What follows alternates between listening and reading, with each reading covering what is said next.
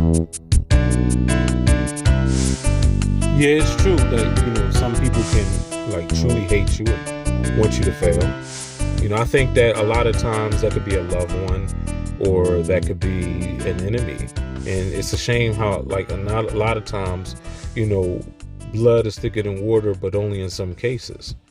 It's interesting too. Like you might have people who are your blood that hate you and just want to see you to fail. And you could want the best for that individual. And that can really hurt, right?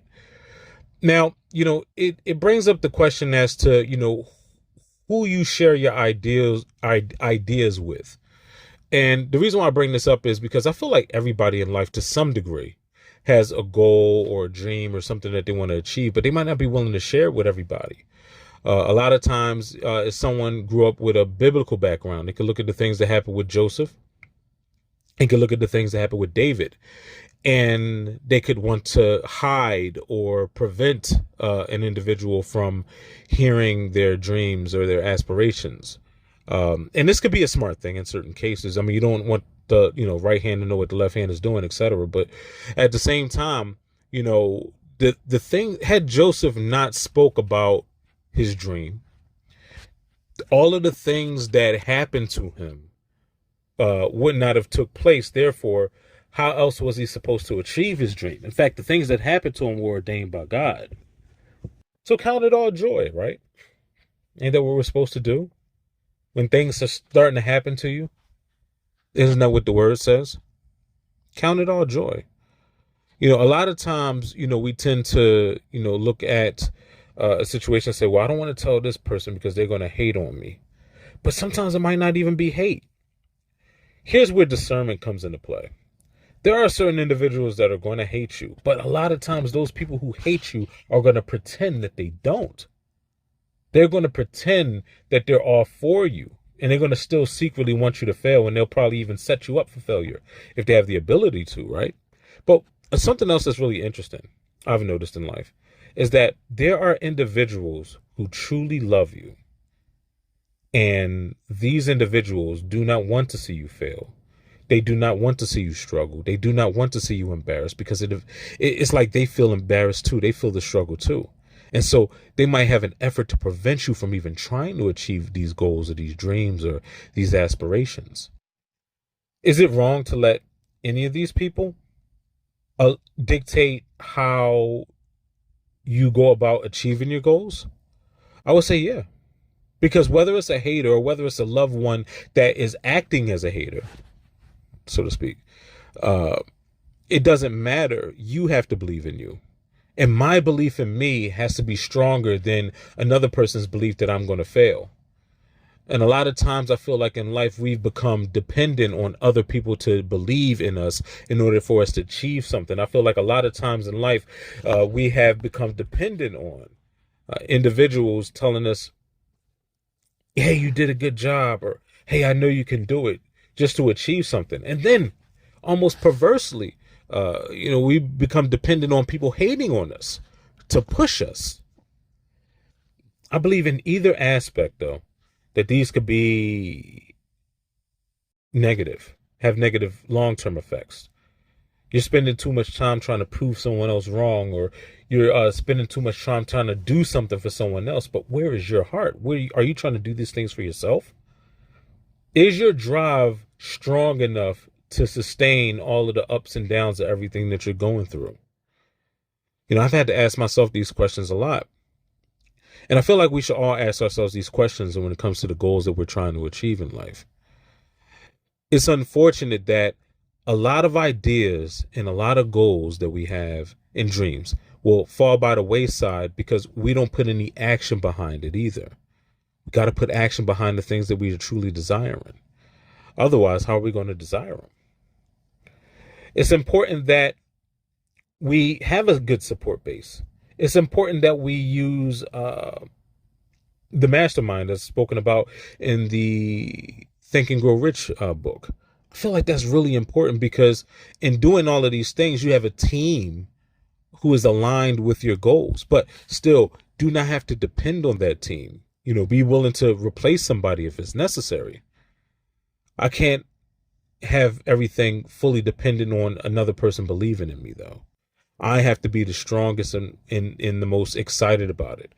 I was talking to somebody about sales, and that's all sales is, truthfully, in the grand scheme of things. It is the transfer of emotion, the transfer of energy. The reason why people buy things is a lot of times, majority of times, I would say over 90% of the times, dependent on how excited someone is about a product. Not how many arms you can twist, not how many times you can con or lie to a customer. That's not how you get sales. Now, you get sales by genuinely being excited about the product that you have. Like, you're so excited about it. It's like you want it yourself, and that energy transfers to the customer, and the customer goes, maybe I want this too. But you got to be excited about it. Just like in the same aspect, I got to be excited about my goals. And if I tell people about my goals, I got to really be excited about it, but I got to put some action behind it, though. And if someone wants to tell me something doesn't work, like, I have to have the knowing expectancy that it will work no matter what, but not to try to prove that individual wrong. But I got to be doing this for me. And many times in life, you're going to be challenged with your goals, and you're going to face frustrations. It's something that's going to happen. It usually happens right after you start something, as a stumbling block, so to speak. But if I take this so-called stumbling block and use the stumbling block as a building block, something that I can, put on top of the so-called struggle, use it as a sort of advantage. There's two sides to every coin. In every failure, there's a seed of something, positive that I can find out, that I can improve upon. If I can do all of these things, well, I have no trouble in achieving everything that I need to achieve. But just like Churchill said, and I believe this is a great thing, success is having the ability to move from failure to failure without any loss of enthusiasm. That's a paraphrase. Somebody correct me in the comments if it's incorrect. I can't lose that enthusiasm. I can't lose that energy. I got to maintain that energy. I got to maintain that passion. I got to feel strong about what it is that my goals are. Are you strong about your goals? Are you going after the goals that you're going after because your parents wanted you to do it, or your sibling wanted you to do it, or your best friend wanted you to do it? Or is it something that you truly want to do? If you're entering into the college, or if you're going into the workforce, are you going into a field that you genuinely want? Are you in that field specifically to prove to somebody that you can do it because they said that you can't? Is your life going to be wasted after even achieving those so-called goals because it wasn't what you truly wanted to do in your heart? I talk to so many people who are out of college, who go on to do certain things in their life that have nothing to do with their degree.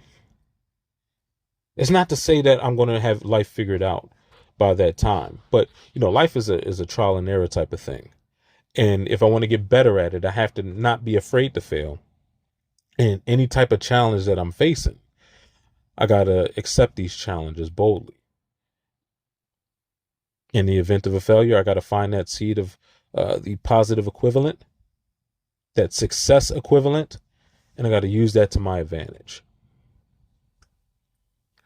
And if something really isn't working, then maybe, not in all cases, but maybe you need to stop and reroute or just go into a different direction. Maybe it's not working out for you because it's just not for you to do it. But you got to trust in God, and you got to trust in, what it is that you truly believe as far as your abilities to achieve something, not someone else's. But that's all I wanted to talk to you guys about. If you have any other questions, concerns, funny stories, anything you'd like to add, feel free to add in the comments. If you like what I say, make sure you hit the thumbs up button and subscribe.